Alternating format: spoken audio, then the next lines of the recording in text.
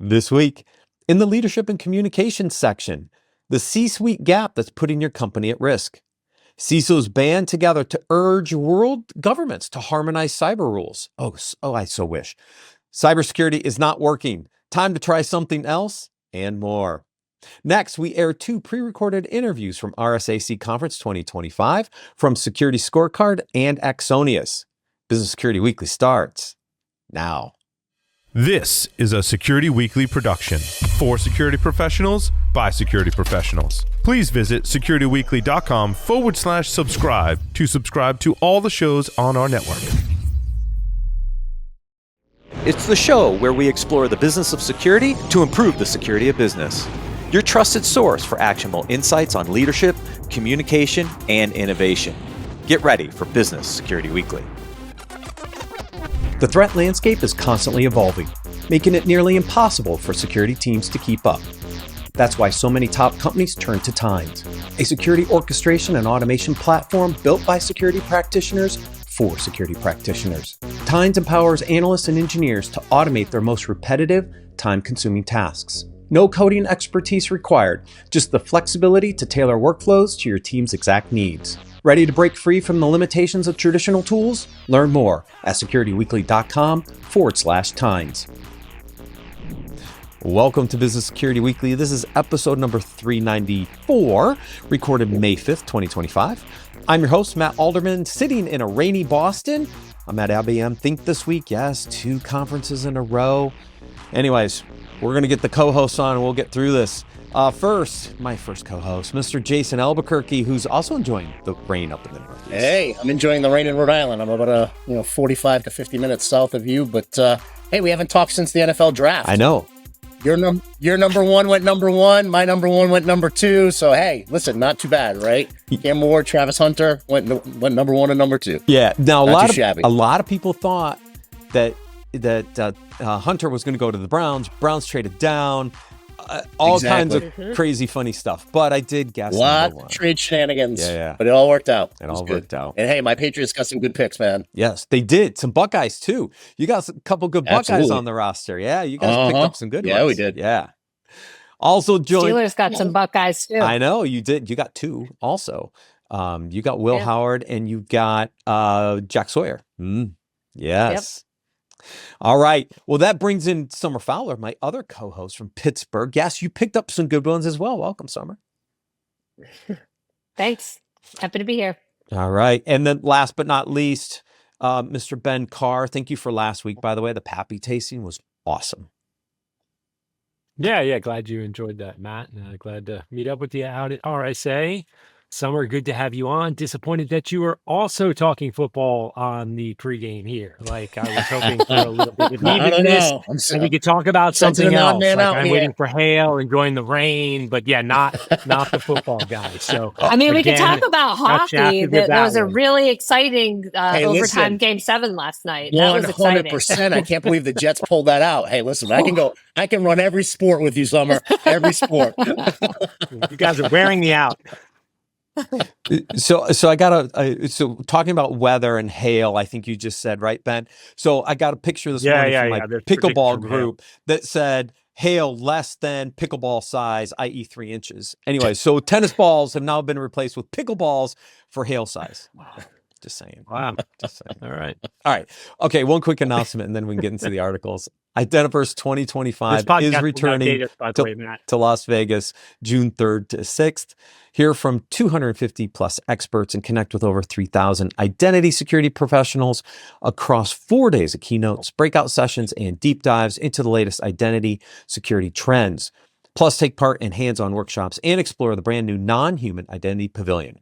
Register now and save 25% with code IDV25-SecurityWeekly by visiting securityweekly.com/IDV 2025.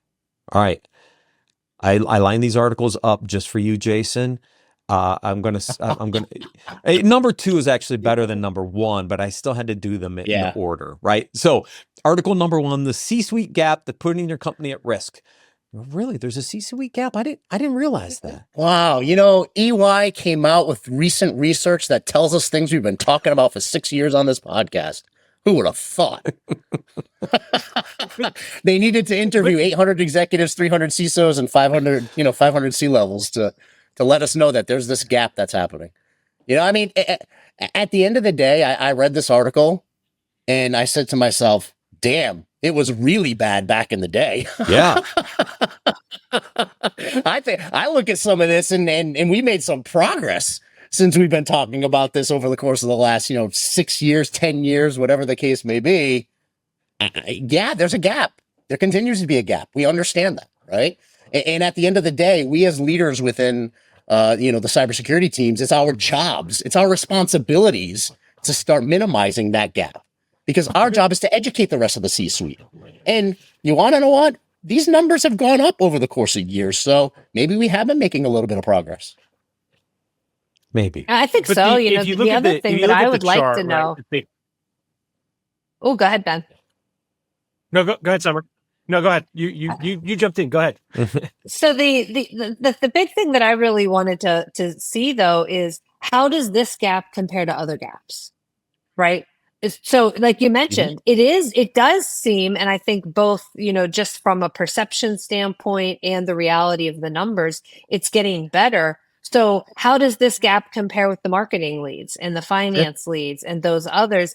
That would be a really, really compelling thing to me to see how far off are we compared to other disciplines. Like AI? That was kind of be where I was going through, is that one graph that they showed, 68% of CISOs are concerned versus 57% of the rest of the C-staff. Like, well, that's our area. Like, the fact that we're more concerned about it than other groups is like a non-issue. Like, I'm certain that the CFO is more burdened by financial issues than myself as a CISO is. Like, I don't think about the financial side every day, right? But like, again, I think to the point Summer made, how does that align and the rest of it? And the data I really want to see is like, where does the perspective of the CEO align with the CISO, not the rest of the C-suite? I'm happy that the rest of the C-suite's concerned, and I'm actually surprised that it's 57%. But yeah, I just think I think the devil is in more specific details, not the high level story that the rest of the C-suite doesn't know about much about security as the CISO. If they did, I'd be more concerned. And at the end of the day, I don't appreciate that this article puts these numbers in a negative connotation, simply because what we just said. Compared to 5 years ago, 10 years ago, these numbers look great. I mean, we looked at numbers similar to this probably 6 years ago, Matt, and it was dismal. Yeah. Right? Dismal numbers as far as the separation and the gap between the executive suite and the CISO and the board and the CEO and the CISO. Dismal numbers. If anything, this is saying we're making progress, which is great. And also within the article, they actually mentioned that investments are on the rise. Well, guess what? Follow the money, people. If we're not gaining traction, why would more money be getting invested into cybersecurity? So again, we have to tease this out for what it is. I honestly think it's a little bit more positive than the article allows us to think based on the title. And I think we need to take this and keep moving the ball forward. Yeah, my opinion is that this speaks more to a lack of risk alignment. Sure. Potentially more so than it could even be a gap in the cybersecurity realm. So, for example, if you took for any company 10 items and said, okay, everyone in the C-suite rank these 1 to 10, do you think that everybody would rank them the same? Probably not, and therein lies the problem. Right. Now, if cybersecurity is at the bottom everywhere else, that's a little bit different. Yeah, so what that means is, in the numbers really quickly, is that the CISOs rank it like number 3, the rest of the business ranks it about number 4. So they're not far off, right? If you look at the 67% and 58% numbers, right? I mean, that's roughly where it is, which we've always said it's a top 5, top 3 risk area for the business, or we think it is. So those numbers kind of jive a bit. I think. All right, this is the article. I love this because I know Jason's going to have fun with this one. A guide on becoming a chief information security officer. And I scroll down through all the fluff, right? And I get to the bottom. How to become a chief information security officer. Number 1, get the right education. I'm like, uh-oh. Exactly. I mean, at the end of it, I think this article is a ton of fluff. I honestly think, if not written by AI, it was probably enhanced by AI. and just whatever Gemini or Grok spit out, and it was manipulated from there. But yeah, I mean, listen, we've all talked about how we've made our way through the ranks. We've all talked about how we've made our way through leadership within the cybersecurity side of the aisle, and experience goes a long way. Attitude and aptitude goes a long way. Flexing the leadership skills that we have. How many CISOs do we know that we've spoken to have been extremely successful, didn't come from your typical area of the business that you would think, right? So again, I think this is kind of a canned article that may have been enhanced with AI just because that's what the internet says it should be. I didn't take a whole lot of stake in this article. Sorry, Matt, but honestly, this is a pass by for me. So I would have clicked through it. So I've been going through, cybersecurity news, they're all AI generated articles, and there's a ton of them. I skip them all, right? So one of the things I forgot to talk about at the beginning was with RSA Conference, right? I had 2 weeks of articles to pull, but I avoided all this, the RSA Conference news, et cetera. But they're like cybersecurity news, everything is AI generated, right? And I looked at this one and I was right on the edge with this one, but it had an author to it. So I'm like, I'm going to pull this one in, but I'm trying to eliminate those, Jason, out of the conversations because they're these canned articles. And we're like, yeah, you haven't been listening to this show if that's what you're writing. Honestly, I mean, just the section alone for what skills are needed for chief information security officer, that alone you can tell is canned. I mean, they listed out 9 examples. Has anybody looked at the CISO mind map lately for 2025? Come on now. I mean, just compare it to that. Well, it kind of lost me up at the front at the sub headline, earn top pay. Like, I mean, look, yes, I mean, I'm sure we all are motivated by the quan, right? But at the end of the day, like, if you're not going to be a great CISO, if that's all you want is the money, you have to have a further investment in it than that. And so I found that frustrating. And then, when you get down to it and they talk about certifications, like I don't see anything wrong with getting certifications, but I also don't see a lot right with pursuing certifications for certification's sake. I think that leads people down the wrong path. I think that's contributed to kind of the talent gap that, you hear is because we're pushing people through these certification mills. So overall, kind of very basic article. I don't think it really captured the essence of what we talk about here on a weekly basis. Yep. Agreed. Agreed. I thought it was really missing a couple of key things. One, career pathways, right? So what were the options? It just said become a CISO, but it didn't say where you could start from in the different pathways. And then what's also talking about, yes, exactly. And then the reporting structures. What are some of the various reporting structures that you could be looking for? And then I guess if I were going to add another one, it didn't say anything about stress management, which, or mental health. Or where is that? The essence of like, what motivates you, right? Like before you even start on the path, like what is your driver? What is in essence, what makes up your personality that says, yes, a CISO is a good career path versus a CFO or legal or anything else that could be there, right? And just because you're in cyber doesn't mean that like a CISO is an end goal, is the best way for you to excel. Like a lot of people, and it's not just our profession, a lot of people get into sales leads and realize, I don't want to be sales management. A lot of people get into CISO roles and say, man, this is not what I thought it was cracked up to be. Yeah. Agreed. I love this next article. CISOs band together to urge world governments to harmonize cyber rules. Oh my gosh, could you imagine their nirvana?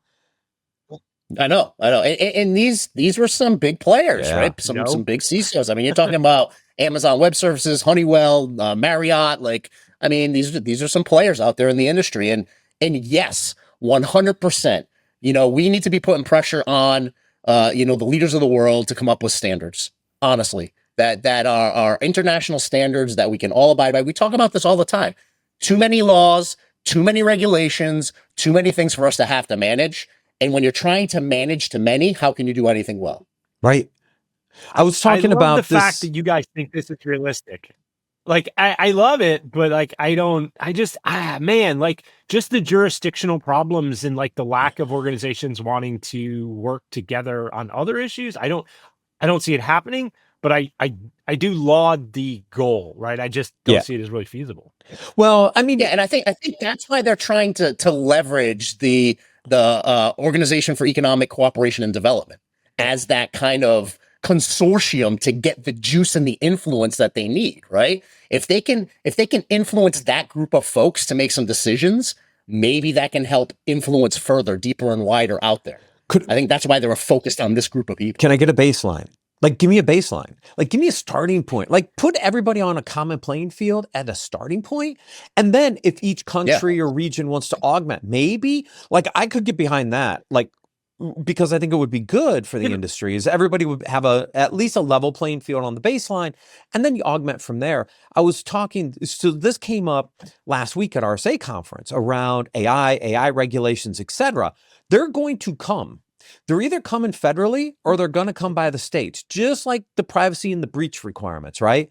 If we don't get ahead of this, we're going to end up with 50 different regulations around AI. Yeah, but that's even in the US, we can't get aligned around one standard for the US, right? It's segregated per state. Privacy issues are wholly problematic. And then you add international boundaries in and it becomes even a worse thing. Again, I love the concept of it.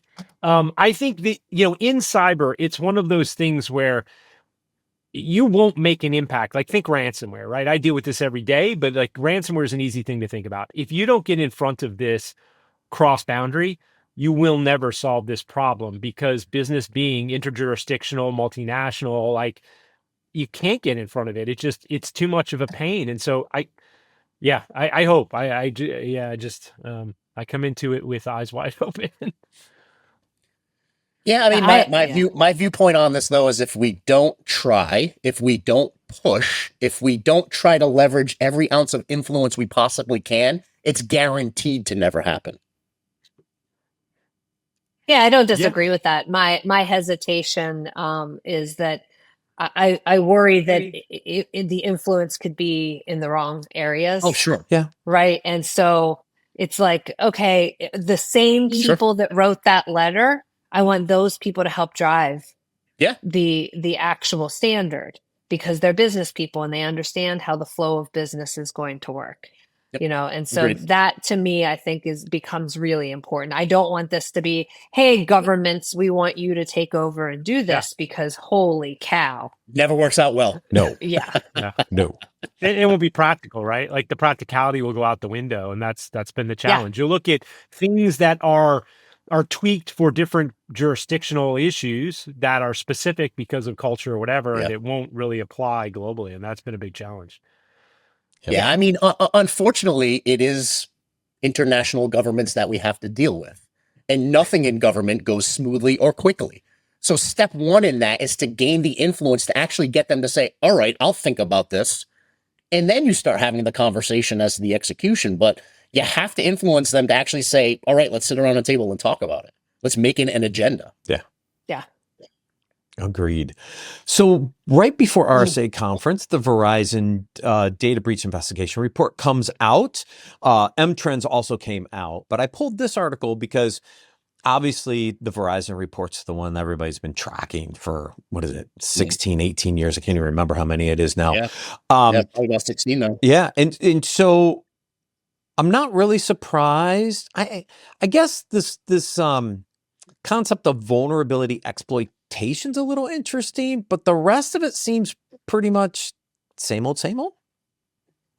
Yeah, I mean, same old with some increases. I mean, some of the places that had some obvious increases that we've seen happening over the course of the last year is, third-party risk, right? I mean, that went up. I think it doubled, something like that.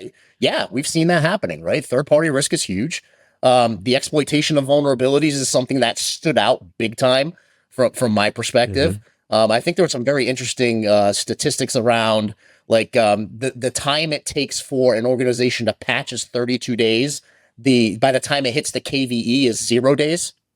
So active exploitation in the field is 0 days. Organizations don't patch for 32 days. Yeah. So guess what? You have a 32-day gap there. Yeah. Yeah. Yep. I did do a quick analysis looking at, okay, tell me the trends over the past 5 years of the DBIR, which I think are interesting.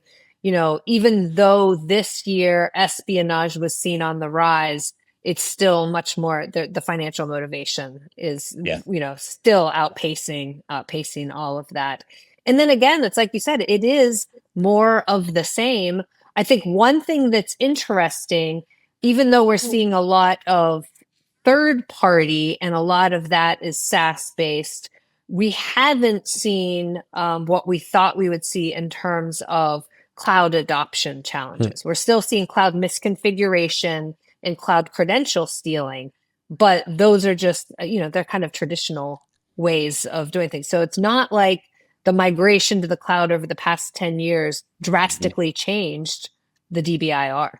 No, not from I found interesting. Yeah, but we're going to cover an article in like 2 articles, Summer, around the risk of SaaS applications and not having visibility control in that. And maybe that's why it's not in the DBIR. Yeah. And you're right. That's a really good point. Maybe. Because they don't have the visibility. At the end of it, though, the headlines are all the same. Human element, ransomware, vulnerability, third-party risk. Yeah. Yep. Agreed. Same headlines, guys. Same headlines. There's been movement up and down in certain areas. Same headlines. Yeah, which is why I pulled in the next article. Cybersecurity is not working. Time to try something else. Because we just walked through 16 years of history. It's the same 4 things. We still haven't really improved that much, and they're still there. And so this article intrigued me because I'm like, all right, so what's the new approach? Because I'm a big believer that this thing needs to start at the top. It needs to be risk-driven. It needs to be started from the top. It needs to be driven as a business risk and down instead of all the bottoms-up stuff. The article starts to go there, right? It's like, look, the bottom-up approaches haven't worked for 30 plus years. Time to do something different. Talks about starting this as a business problem at the board level. But are we ready to do this? Yeah. Yeah. I read the article and I had a little bit of a back and forth between, is this accurate cybersecurity history that's happening in this article right now? Because, they went through the makings of the CISO in the 90s, and they said that it started via regulatory pressure. And that's not the case when it came to Steve Katz. No. It was a breach. Yeah. The CISO in Citigroup was because of a breach in 1995. That's why his position started. So, a little bit of the history was a little off kilter. And correct me if I'm wrong, guys, but I think that was a little off base if you guys read that part of it and honed in on it. So yeah, it did start as a result of a breach, right? But I mean, if you go back and look at the potential, what's the motivation for that, right? I think if you look at large financials and stuff, right, it's the avoidance of regulatory, coming in and shutting stuff down because there's an open hole there, right? And so I'm not saying I think they were more forward thinking, right? Like I'm not saying it was just responsive to something. But nonetheless, I do agree with the context of the article, and I think we talk about it a lot, right? Is that there's not this push down from the top of like, hey, we need to get stuff right on cyber. Very, very few organizations come at it that way. Most organizations come at it, this is a cost center. I've got to minimize what I am going to put into it. I've got to cover only the things I need to cover and make a passing effort so my third parties and regulatory issues think I'm doing the right thing, but I don't really care if I am. And that's very blunt. But that's the reality of, I'd say, 95+% of organizations out there. They don't really want to do this, right? Where I think 100% agreed. I can't think of another corporate function that they don't want to do at some level. They don't realize it's core to their business. And I think that's what's always kind of pushed us to the edge is, yeah, we hate you, but we're stuck with you. Well, HR, kinda. I'm just saying. Yeah. But they realize there's so I agree that a lot of people like HR, but they still realize it's fundamental. Like you can't have a business without people at some level, right? So, yeah. I think I view this as the reason it's still so not great. I don't want to say it's bad because I love it, but the reason that we're still not really good at cybersecurity is we're not good at the basics. And that's because everything evolves in business so quickly.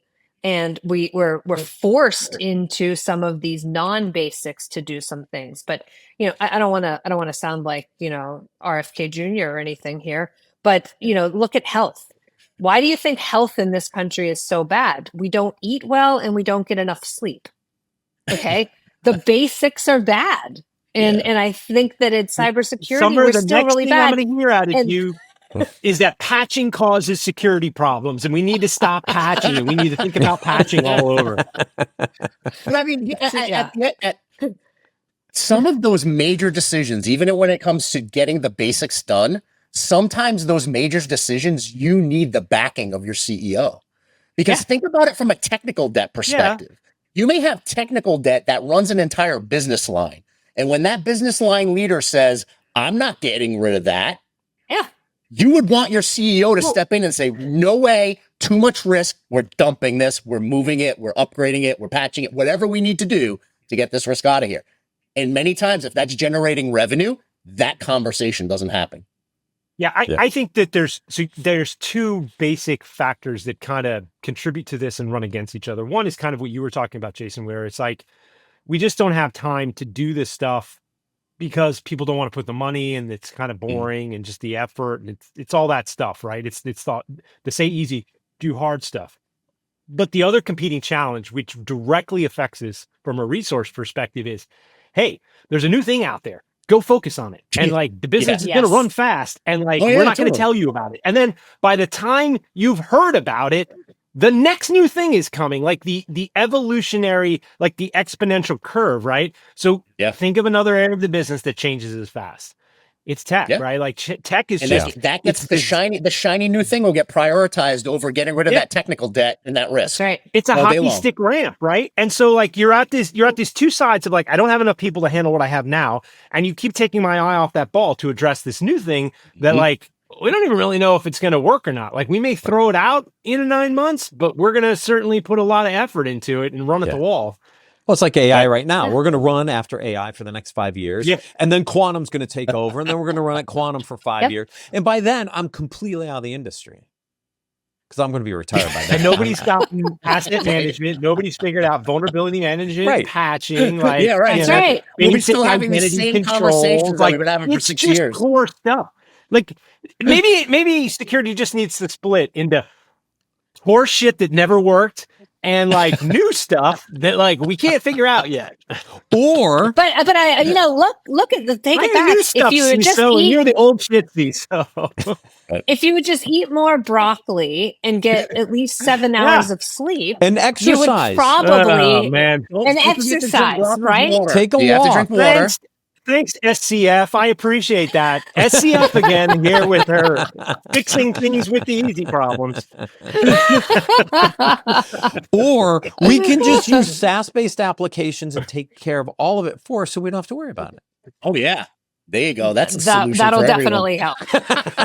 I think we hit on something. Maybe we just show up to the C-level in the board meetings with like just pictures of broccoli, and it's like, vulnerability management. We just hold up broccoli. It's broccoli, baby. Yes.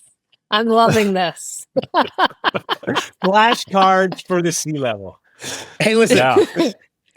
Bringing it back to SaaS products. What do we do to make sure that our third-party vendors are safe? Show me a SOC 2 report and that you get pen tests. Right. Gee, I wonder why. And you wonder why it creates a whole risk When nightmare. are we going to get away from that?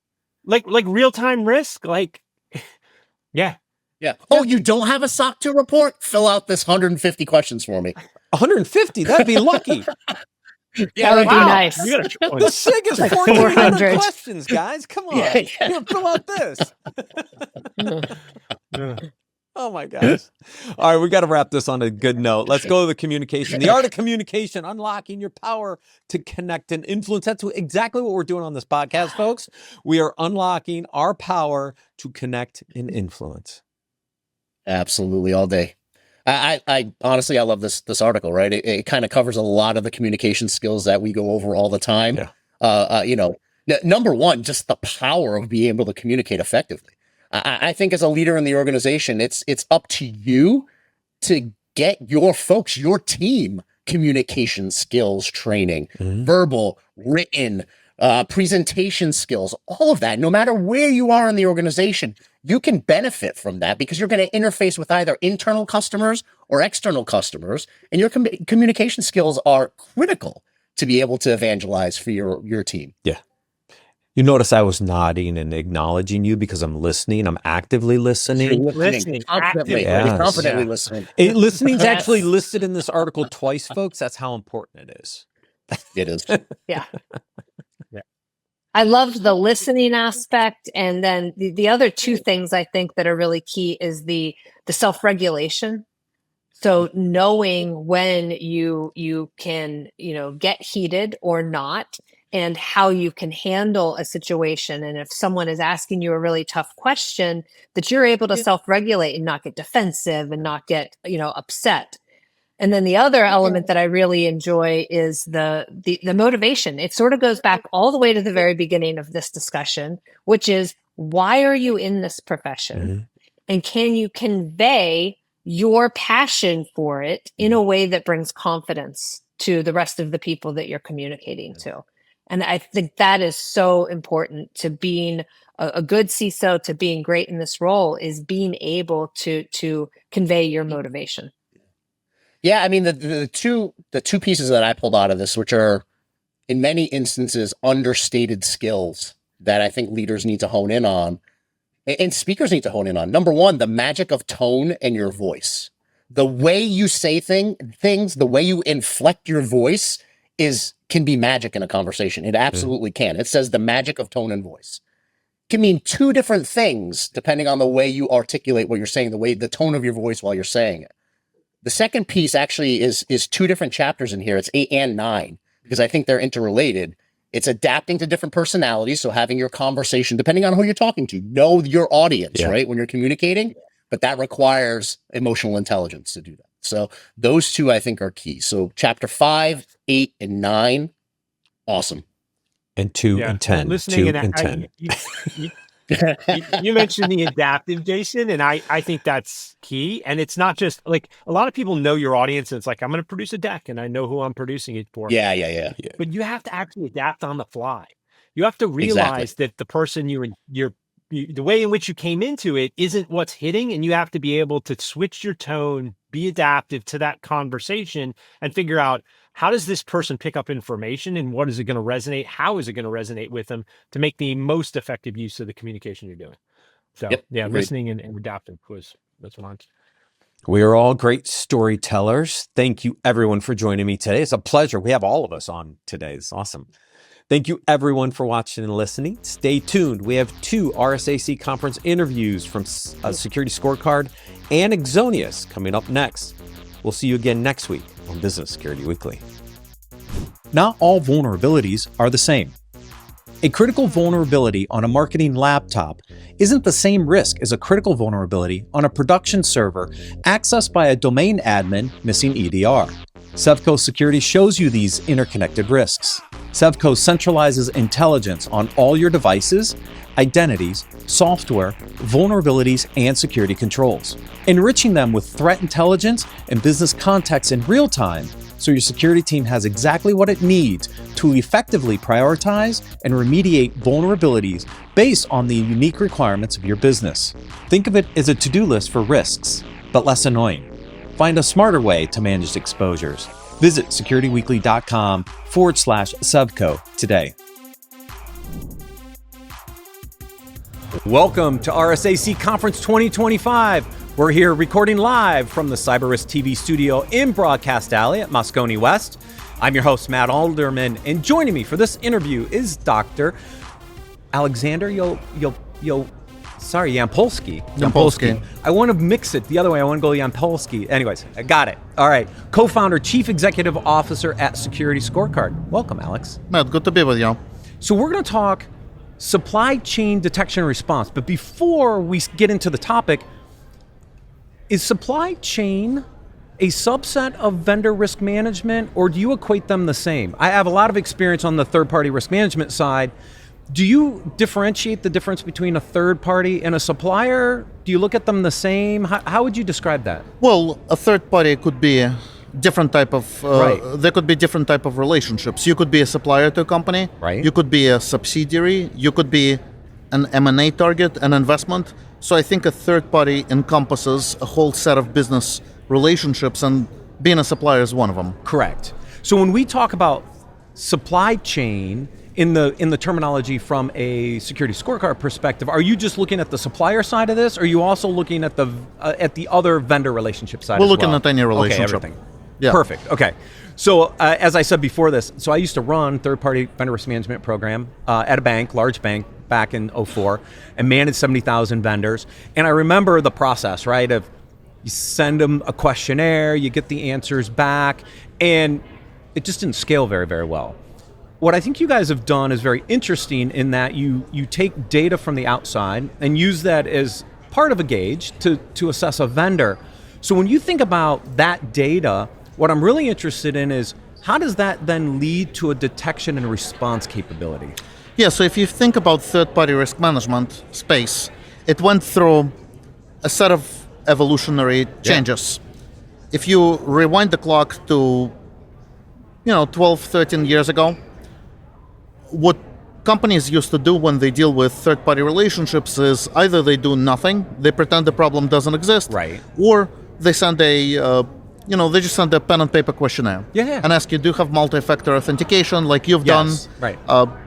Show me your controls. Can you show me your SOC 2 policy? So it was a check-the-box compliance-driven exercise. The next stage of evolution was what we introduced, and some other companies introduced with security ratings, where you had objective, trusted KPIs of how you could use to prioritize and stack rank out of 10,000 suppliers you have. What are the 10% that you need to look more closely? What are the 10% that you just fast track the process because they have a good security hygiene, and somewhere in the middle you decide what to do. So that was the next evolution because you introduced metric-driven scientific approach. What we observed, as the space took shape, is a lot of companies still don't know how to build scalable programs. They do a fairly good job figuring out who their suppliers are. Then, thanks to different type of inventions like security ratings and other techniques, they do a fairly good job stack ranking the vendors and figuring out what the risk is. The country risk, the financial risk, the security risk. The part where everybody falls short is, now that you've done it, so what? Right. Like, how do you actually communicate with them? How do you interact with the suppliers? Or how do you monitor them? And so that led to the launch of supply chain detection and response. And the basic idea is you have XDR that CrowdStrike pioneered, where you have endpoint detection and information from other devices. You have MDR, which is managed detection response. So with the supply chain detection response, you apply the same principles, but you collaborate with your suppliers. You operate before the boom. If we assume that inevitably one of your third parties is going to get hacked, it's inevitable. How do you stay ahead of it to make sure you inoculate yourself? It's inevitable that they're going to get hacked, but you don't need to get hacked as a result of it. So how do we give you those early indications and ability to jointly collaborate and remediate issues ahead of time? Awesome. What data do you need to do that, right? Because you have a lot of external telemetry, which is very valuable, but you also have to kind of marry that a little bit with the internal control environment, don't you? To understand what that control state looks like, how susceptible they are to that attack. Do you grab both you already have the external, but are you grabbing some of that internal data in this detection and response capability? Yeah. So the whole point is you can reach out to your suppliers, you ask them to upload evidence, then we use AI to parse and look at the evidence. On top of it, we have a marketplace with over 100 connectors into CrowdStrike, Palo Alto Networks, and various other technologies, so you can actually pull telemetry as well. But then you use the 10 years of historical data that we've collected to try to process and see what are the potential discrepancies. Somebody might tell you, you know what, I got a beautifully configured endpoint protection, but you're seeing indications that malware is beaconing outside of the infrastructure, so you could notice discrepancies. So the whole point is, how do you use this 10 years of historical data and marry it to the answers that you receive? So you're not only pulling in telemetry sources like CrowdStrike and others, you're also looking at, because not all that data is automatable in some respects, right? There's great data in the telemetry sources to understand, well, what's your endpoint configuration look like, et cetera. But then you need to look at their policies, their procedures. Do they have business continuity, disaster recovery? Do you consume that then as actual documents and then try to parse that data to understand the control effectiveness of the supplier?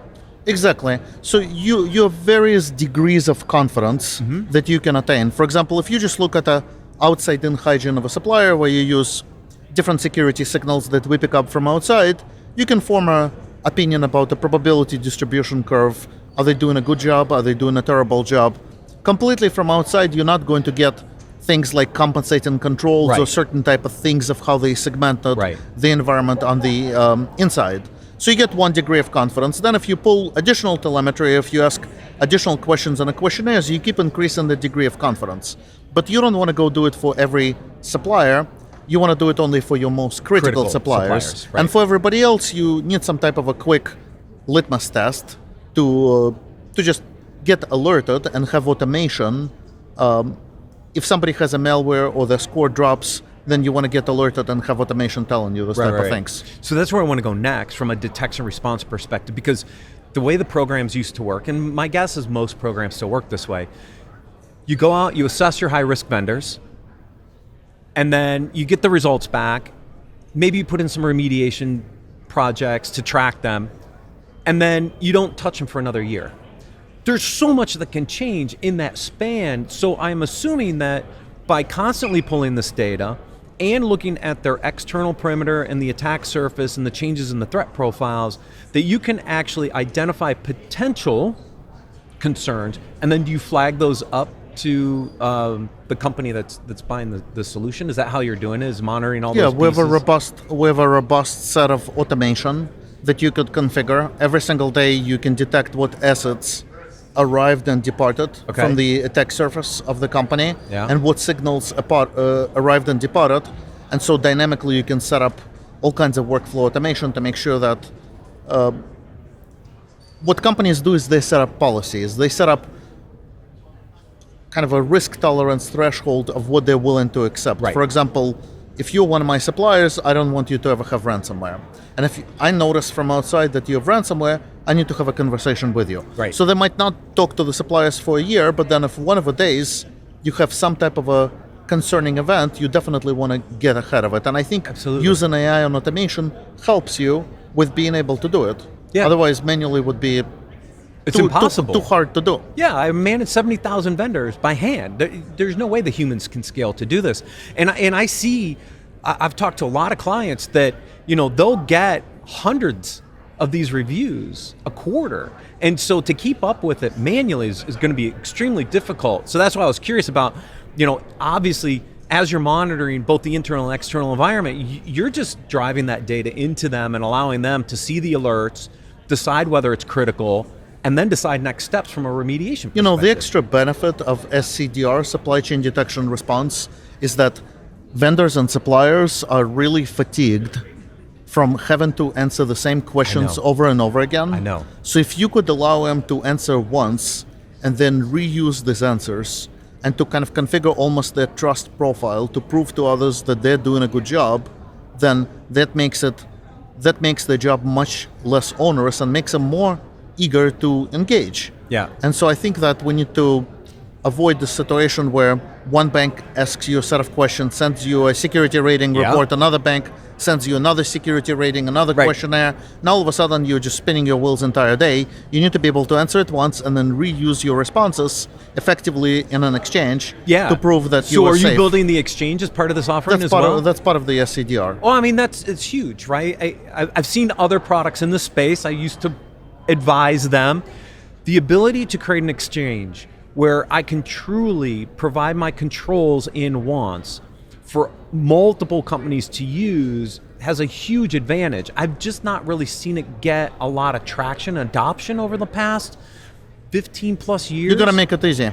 Yeah. Because in the past, I think companies had to answer very big questionnaires, hundreds of questions to get on the exchange. The SIG, 1,400 exactly. plus and questions. So the bar to get on the exchange was too high. You need to make it easy. There you go. So if you make it easy, you get that data in there. Now you can exchange it.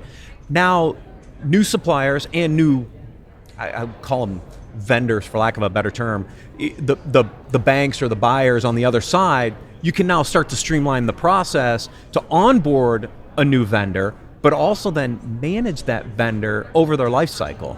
The other part I think that we need to do as a security industry, we need to get internal teams in cybersecurity communicating to each other. So a lot of the time, the TPRM, third-party risk team, is not really working together with the SOC, Right. which is strange. We need to bring the SOC and the TPRM together and give them tools so that it's not just a check-the-box exercise by TPRM team, but also they collaborate with the SOC to actually reduce the risk in your supply chain system. And we're not seeing this happening I enough. know. Well, it's actually a little more complex than that. I've seen configurations where you have a threat team, a vulnerability team, a SOC, the compliance team, the TPRM team might be under the compliance team. You could have 3 or 4 different teams not communicating and sharing the data back and forth. A platform like this could start to do that. I'm curious, then how does this, the other interface obviously is the procurement side of the house. How do you see procurement's usage of a supply chain detection and response tool? Because a lot of the times the vendor process starts on the procurement side and then kind of trickles through what we would call traditional third-party risk management approach. Do you see the procurement side leveraging a product like this to help them manage those contracts? Yeah, we see it quite often, but also, you could just integrate with SAP Ariba or Coupa, and you pull the triggers when a new contract is added or a new supplier is added. That should just trigger automatic set of actions in terms of a risk assessment that needs to happen. Right. We need to see this more of this automation and integration into procurement side of the house as well. Right. Yeah.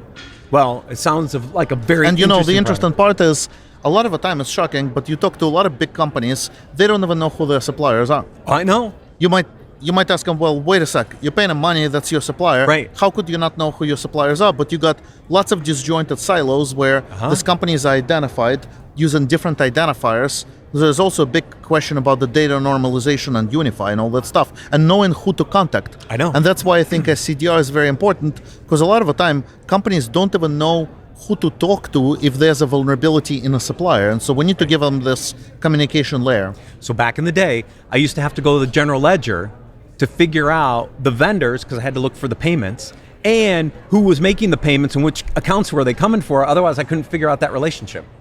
Yeah, it's very challenging still to this day. Alex, thank you very much. Thank you. With that, if anybody's interested in learning more, please visit securityweekly.com/SecurityScorecard RSAC. Stay tuned. We got more interviews coming up.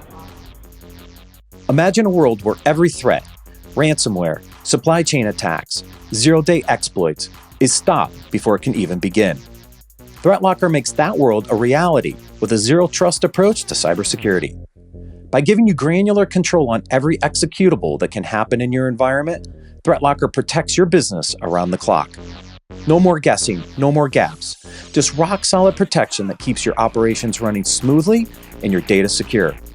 Discover how ThreatLocker's least privilege approach can safeguard your organization against known and unknown threats. Take the first step towards total peace of mind. Visit securityweekly.com/ThreatLocker today. Welcome back to RSA Conference 2025. We're here recording live from the Cyber Risk TV studio in Broadcast Alley at Moscone West. I'm your host, Matt Alderman, and joining me for this interview segment is Lenny Zeltser, Chief Information Security Officer at Axonius. Welcome, Lenny. Hi, it's good to be here. We're going to talk about exposures and exposure management. I used the term on you earlier. Gartner calls this continuous threat exposure management or something like that. Anyways, what I find fascinating about this topic, and I talked about a little bit in today's opening intro, was the concept of vulnerability prioritization. You're actually doing it. So I'm curious, like the approach that you've taken internally at Axonius to actually figure out how to prioritize your exposure data. Now, all the security professionals probably have had to do something with the company's vulnerability management program. We have had to deal with vulnerabilities for a long, long time. And oftentimes, it feels like it's a game of whack-a-mole. The vulnerabilities will always come out, because people make mistakes and bugs can be exploited, and we got vulnerabilities. That's going to be the steady state. And then we patch the vulnerabilities, and new vulnerabilities come out. So what do you do as a security professional? It feels like it's not necessarily the best use of your time to be reactive to a vulnerability that comes out. What do? How do you act upon it? And how do you make sure that ultimately gets resolved? Right. So at Axonius, we have a product that gives people full visibility into all of their assets. And that's how we started out. Full visibility into the organization's assets, whether we're talking about on-prem systems, virtual machines, applications, and user accounts.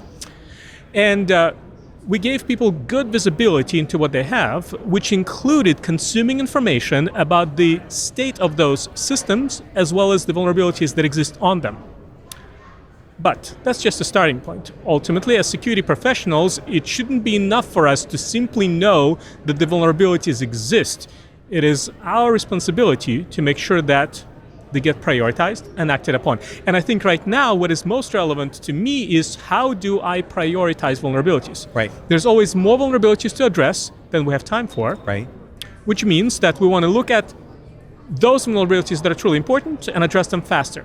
And historically, we have looked at the severity of the vulnerability. Right. We look at the CVSS score. That's right. And that's was perhaps a good starting point. But what we're finding is that it's not enough, because even if you have, let's call it a high severity vulnerability on one system and the same exact vulnerability on another system, which one's more important? Right. Probably the one that is on a resource that's business critical, or perhaps the resource that is directly accessible from the internet. So we are now giving customers a way to take that additional context into account when deciding how to prioritize vulnerabilities and how to empower those people in the organization that can actually address them with the information they need to get them addressed quickly and in the right order. So a lot of people have tried to solve this problem over the years. You've got the main vulnerability management vendors that know the vulnerability data. They have some asset data.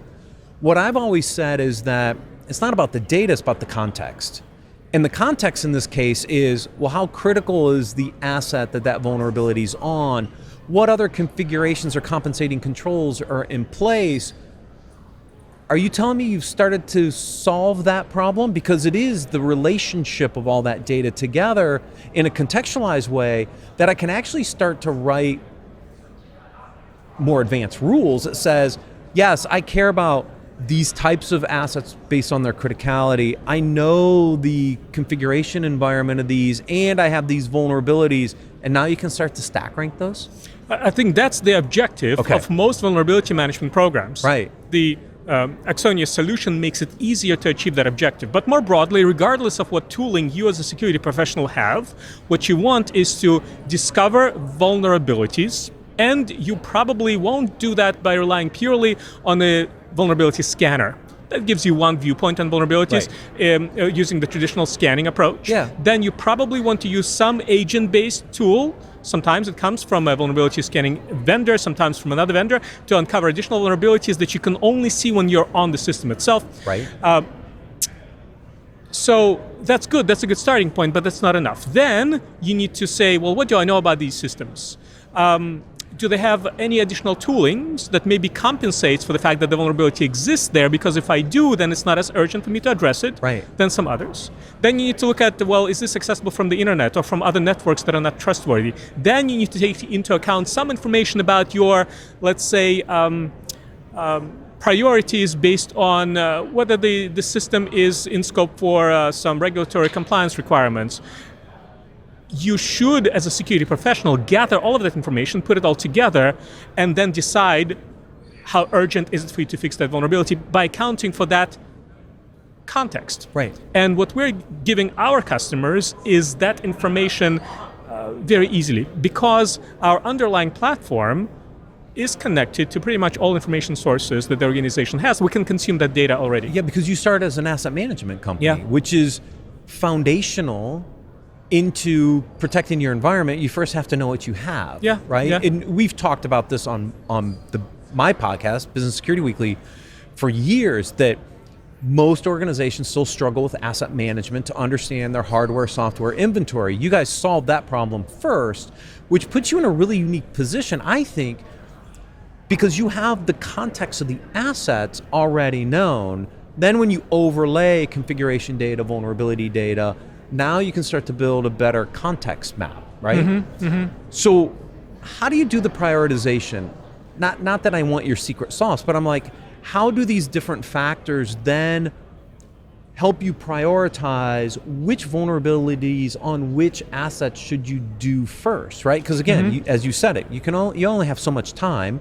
So just give me the ones that are most important. How does that kind of ranking algorithm work today? Well, every company might need to decide for themselves how do they prioritize, as long as they have access to information that we might call context, but context sounds very broad and very abstract. So some examples of what I mean when I say context include information such as, let's say that there's a vulnerability present on some Windows system. So fine, the vulnerability is present, and the scanner gives me some CVE score or CVSS score for that vulnerability.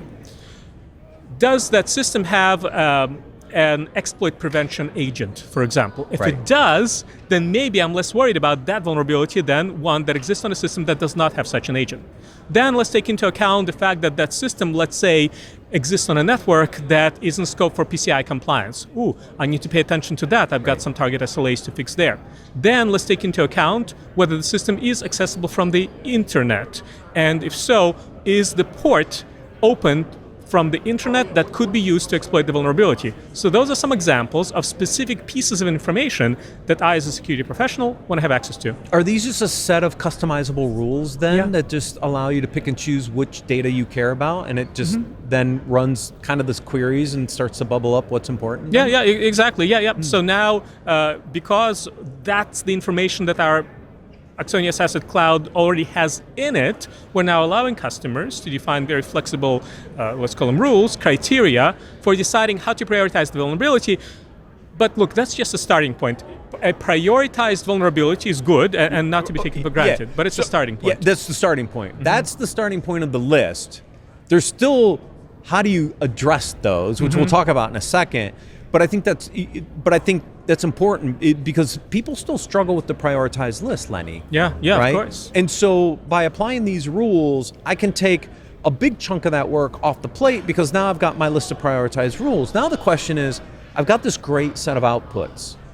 Now what, right? Because the next thing is, now I have to hand these off to different teams. This has always been the other problem on the operational side of vulnerability management is, how do I get the right fixes to the right people to do the fixes? Are you facilitating that as well? Yeah.